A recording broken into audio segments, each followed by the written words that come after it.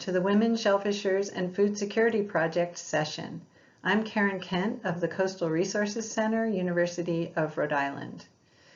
Funded by USAID, this two-year project is a partnership of the University of Rhode Island, the University of Ghana, the University of Cape Coast in Ghana, the Tri-Oyster Women's Association in the Gambia, and World Agroforestry Center.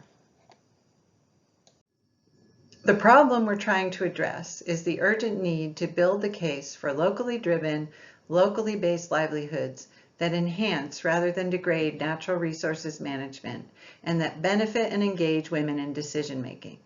Some of the parameters of this problem include 10 million people in coastal Africa who are dependent directly on small-scale fisheries, women comprising 15% of harvesters and 90% of processors, the fact that collection of shellfish is a small-scale fishery practiced almost exclusively by women in estuarine ecosystems.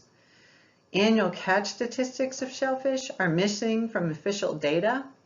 Mangrove ecosystems provide services that are undervalued and under threat. And shellfish are an excellent source of micronutrients like iron that could help to address local nutritional deficits. Inspired by two women-led, rights-based shellfish co-management successes in West Africa, this session will present how the USAID Women's Shellfishers and Food Security Project is addressing the need to understand and document cross-sectoral linkages between sustainable fisheries, mangrove conservation, and food security that have potential for win-win synergies and scale-up across West Africa. We have envisioned three key activities: a first-ever participatory regional assessment of 11 coastal countries, Senegal to Nigeria. Second, to test theory of change elements based on existing approaches with site-based research in the Gambia and Ghana. And third, to foster a community of practice around development and dissemination of a toolkit.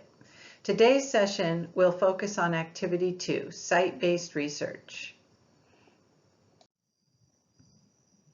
Presenters will discuss findings to date from site-based research at 3 sites in the Gambia and 3 sites in Ghana that inform the theory of change, which is, if women's shellfish livelihoods in coastal mangrove and estuarine ecosystems in the Gambia and Ghana are improved through gender and nutrition-sensitive co-management and linkages made to community-based forest management in the land and seascape, then mangrove protection and estuarine biodiversity will be improved.